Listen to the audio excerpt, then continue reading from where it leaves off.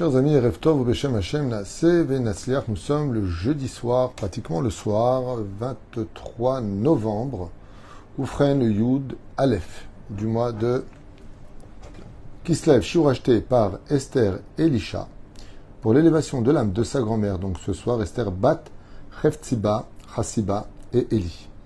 Aléa Shalom, ainsi que l'élévation de l'âme de tous ceux qui sont partis le 7 octobre, ainsi que Bezrat Hashem, la protection de Kol Chayele Israël Bechol Atar Ve'atar, ainsi que de sauver Bezrat Hashem tous nos otages. Kol HaKavod, de penser constamment à tout le monde.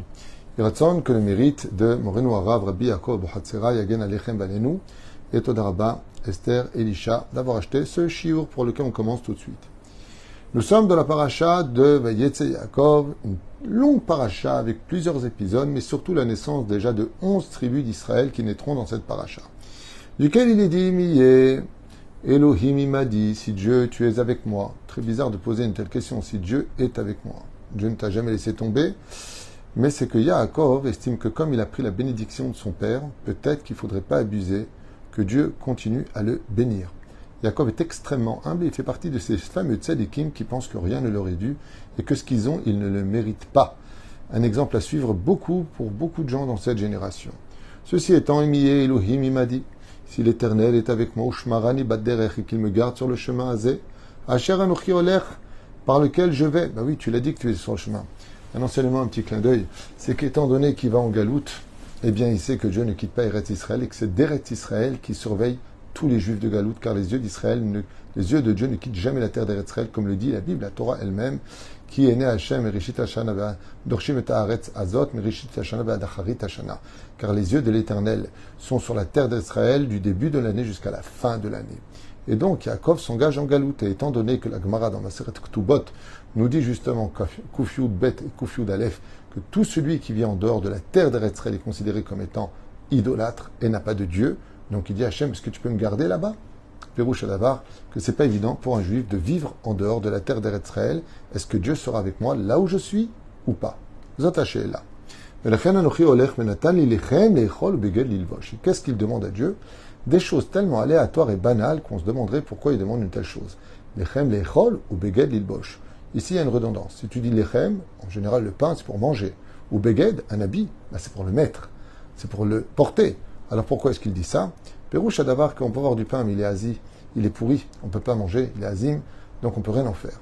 Ou le beged, qu'il m'aille, que je puisse le mettre. Pérouche Adavar, que nous enseigne ici Yaakov Avinu Bezrat Hashem, c'est l'importance de la bénédiction dans la qualité. Peut-être que j'ai pas beaucoup d'habits, mais au moins ils me vont très bien. Il y en a d'autres qui ont beaucoup d'habits, mais ils ont pris du poids, il n'y a plus rien qui rentre. À quoi ils servent? Zot Hashem là. Oufren Tzadik Rabbi Yaakov Bohatzera Zecher Tzadik Vekadosh Evracha nous dit comme ça, Mosifro Ginzeh Meller dans son livre. Madoua Yaakov Avinu Idgish Vamar Li Lechem Lechol Beged Lilbosh. Donc on revient sur cette question que lui pose, un pain pour manger, un habit pour porter. Valo Baruch Shalechem Noad Lechol Beged Noad Lilbosh. On sait très bien que c'était pour cela, alors pourquoi le demander?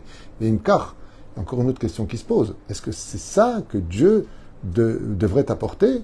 Tu as demandé qu'il te garde de la tromperie, qu'il te garde de la galoute, de ne pas y rester trop longtemps, de comprendre que tu as un pays, que tu ferais même de revenir. C'est ça que tu aurais dû dire. Pourquoi tu demandes simplement Beged Lilbosh Velechem Lechol? S'il y a un remède, je ne sais pas si c'est ce qu'il va dire, mais que j'avais entendu d'un élève du Rav Kook qui disait qu'en galoute, il est préférable d'avoir peu d'habits à porter et peu de pain à manger pour ne pas rester là-bas. Pourquoi? Parce que si le juif, il voit de l'abondance en galoute, eh bien, il préférera rester en galoute. Comme ça aussi écrit Rabbi Avraham Azoulay. Beimkach, Daya Yalo Levakesh, Velomar Natani Lechem ou Beged. Il suffisait simplement de dire Rabbi Yaakov Bohatzera, et Yaakov Avinu ils disent, donne-moi du pain et donne-moi des habits.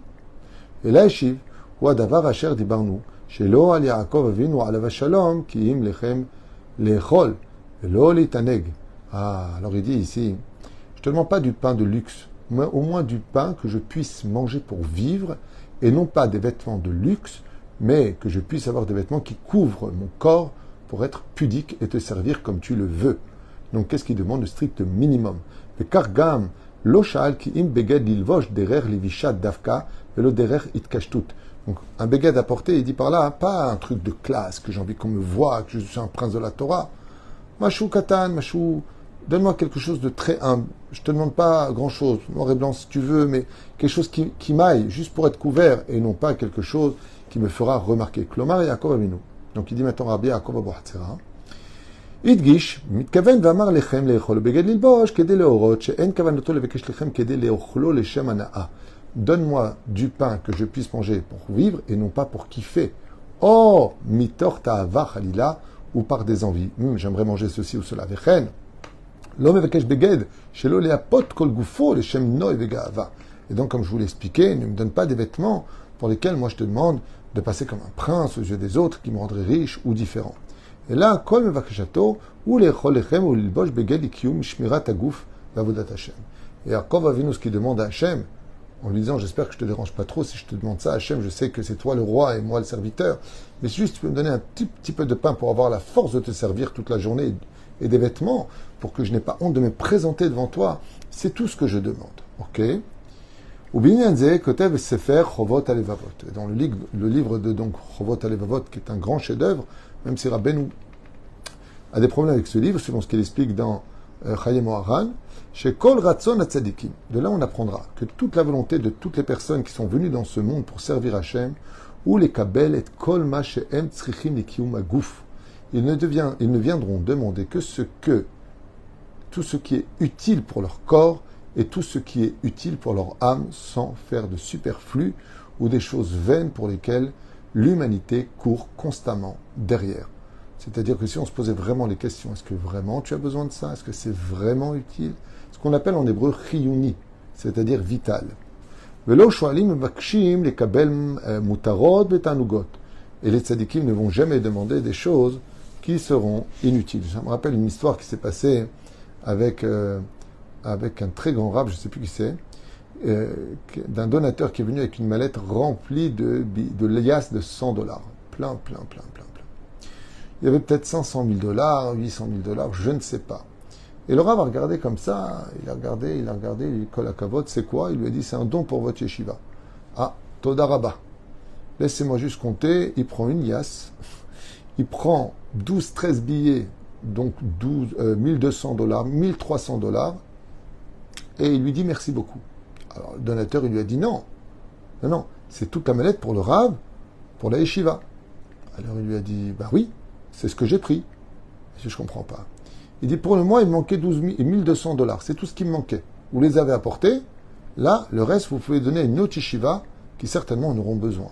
Là, moi, j'ai plus besoin. J'ai payé tout le monde, il me manquait juste $1 200. Toda Rabba. Le donateur, il lui a dit, d'accord, mais moi, je suis venu à votre yeshiva pour le porter à vous, que Vodarav. C'est vous qui m'avez conseillé dans les affaires, c'est vous qui me bénissez tous les mois. Il lui a dit, d'accord, et alors? Je ne travaille pas pour moi, je travaille pour ta réussite, pour que tu sois, Baruch Hashem, tu ne manques de rien. Mais je n'ai pas besoin de cet argent maintenant, puisque j'ai ce qu'il me faut. Il dit, d'accord, mais le mois prochain, vous en aurez besoin. Et il lui dit, le mois prochain? D'abord, qui a dit qu'on arrivera au mois prochain? Oh, il va voir que je pense au mois prochain, alors que peut-être qu'à ma chère aujourd'hui. Pourquoi tu veux que je parle du futur alors qu'il n'est pas encore là? Et puis, si Dieu il veut que j'ai, avec ou sans toi. Ce n'est pas toi qui nourris la yeshiva, c'est toi qui en as le mérite. C'est toi qui as le mérite de participer. Et il lui a rendu la mallette, pour laquelle il lui a demandé de l'amener à une autre yeshiva où le Rav savait que là-bas ils avaient de grandes difficultés, ils n'avaient plus de chauffage. Amène cet argent chez eux, car ils en ont besoin. À Emet, il faut être un très grand tzaddik pour être capable de faire une chose pareille. Très grand tzaddik. Je connais un autre yeshiva qui, lui, prie tout le temps qu'il manque de l'argent à la yeshiva. Il dit à Dieu, Ribono Shel Olam, qu'on arrive toujours à finir le mois avec grande difficulté. C'est ce qu'il m'a raconté un jour. Alors je dis, pourquoi vous faites une chose pareille? Il m'a dit, parce que quand on a tout, on ne prie pas Hachem. Et tous les mois, une semaine avant, à la fin du mois, où je dois payer tous les bachouri yeshivot, la nourriture, le chauffage, le masgan, les rabbanim, c'est tellement difficile que je prie le jour et la nuit, et c'est des moments exquis pour moi. De verser des larmes devant Hachem, de lui demander d'avoir pitié de la yeshiva, des 400 élèves qui sont là-bas. J'ai peur de perdre ces moments. Ce rendez-vous, il est dur, mais il est tellement bon d'être proche d'Hachem avec un cœur qui pleure. De dire Hachem, j'ai tellement besoin de toi. Et c'est ce que dit Yaakov Avinu alav shalom. Donne-moi ce qu'il faut au minimum. Comme la Gemara l'enseigne dans Masechet Ta'anit, Kav Gimel, Kav Bet, Kav Dalet, que là-bas, Il regrette il demandait à Dieu que sa femme devienne belle, qu'il devienne riche. À la fin, il s'est mis à pleurer à Hachem. Comment j'ose te déranger constamment? Tzaddik, il n'a pas besoin de luxe. Un tzaddik amiti, il n'a pas besoin de déranger Hachem Termidaï. Il veut le strict minimum parce que lui, il veut donner à Dieu, il ne veut pas prendre de Dieu. C'est un niveau qu'on ne comprend pas, je vous l'affirme. Ou même, il ma'ad adam yotamit sa mère bechelko. Pour être toujours heureux de ce que Dieu lui donne, car l'homme, il dit ici, Rabbi Yaakov Abu Hatzera, il mange toujours beaucoup plus que ce qu'il n'a faim, il veut toujours plus luxueux que ce qu'il n'avait, il a toujours envie d'avoir plus. Et bah, sauf, une fois qu'il a, il n'en a plus rien à faire. Ça lui fait plaisir au début, puis après, il passe à autre chose. Mais ce par à la dame, Annie, on raconte l'histoire d'un homme qui était pauvre, Shaya Chacham ou Melamed Meod, qui était très très sage et savant. Et voici qu'un des jours, Natano Amelech, le roi, Mamon Rav, le Torah Matana, Kedei Lachatzlo, Mutsukato. Le roi aimait beaucoup cet homme-là, ce juif qui était Chacham et qui était plutôt savant, et donc sage. Il lui a donné une grosse somme d'argent pour le sortir de toute cette pression dans laquelle il vivait par manque de moyens. Veine, Demachorat Igia Oto Ani, El Amelech, Veishivlo et Kol Matanat Rahazara. Et ce pauvre, très intelligent, revint au palais du roi lui remettre toute la somme d'argent, énorme pourtant, qu'il lui avait donnée. Et le roi s'étonna en lui disant, mais pourquoi m'as-tu ramené cette fortune que je t'ai donnée pour te sortir de ton pétrin? Le Oto Ani, Miloumad, et ce pauvre, qui pourtant si savant que ça, Eshiv El Amelech, lui a dit au roi, Adoni Amelech, mon seigneur le roi, Miyom Shamaleti al Daati, Haiti Mistapek Bemouat. Depuis le jour où j'ai compris comment fonctionnait le monde, je me suis toujours contenté du strict minimum pour vivre.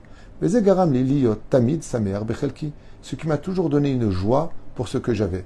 Par exemple, vous, le roi, vous êtes toujours la nuit en train de vous demander si on ne vous a pas empoisonné, si vous n'allez pas perdre ce que vous avez par rapport au ministre peut-être des Finances ou un autre qui peut-être pourrait mettre la main dans vos trésors. Est-ce que vous dormez bien? Vous êtes vraiment heureux? Et le roi lui a souri. Ach, atan itale, libi, betzat avec daga. Il dit maintenant, moi, depuis que vous m'avez amené cet argent, j'ai peur qu'on me le vole. J'ai peur de ne pas réussir à faire ce qu'il faut. J'ai peur qu'on m'arnaque. J'étais bien avant. Maintenant, je suis dans une situation compliquée. Ça me rappelle toutes ces personnes où j'avais vu une émission il y a longtemps, qui ont gagné le loto, qui étaient des ouvriers fidèles à leurs femmes, heureux de vivre, avec leurs 3 enfants, une petite voiture, et qui ont bien sûr divorcé, prostitution, drogue, et dépensé de l'argent à tout va, à faire n'importe quoi, et qui se sont retrouvés, en fin de compte, seuls au monde. Et dépendante de la drogue. Qui est un marchavot, tridot et shalbat nafshi, shela echan leashka kesef, shenatata beyadi. Il lui dit, depuis que tu m'as amené cet argent, mes yeux sont sur cet argent, d'y faire très attention, de commencer à visiter des maisons, lesquelles je pourrais acheter. Je suis très bien dans ma petite cabane, il lui a dit. Il a dit, moi, je préfère te rendre cet argent, toi tu sauras plus quoi en faire, parce qu'en ce qui me concerne, malgré tout, je mange tous les jours, j'ai quand même un toit, mais je me sens surtout chez moi. À Emet, pour arriver à un tel degré, selon la Gemara de Masechet Ta'anit, il faut avoir une totale 100% bitachon bachem et d'estimer qu'on ait ou pas de l'argent, on est riche. Pourquoi on est riche? Parce que c'est ce que veut Dieu. Et quand on fait ce que veut Dieu, on est l'homme le plus riche du monde. C'est un niveau, c'est Rabbi Yaakov Abu Hatzera Bezrat Hashem, pour lequel il clôture son enseignement si riche et si important, pour lequel on bénit Esther Elisha qui a acheté ce chiour, pour l'élévation de l'âme de sa grand-mère, Esther Bat Chefziba, Chassiba et Eli, Aléa Shalom. Baruch Adonai Leolam, Amen ve Amen.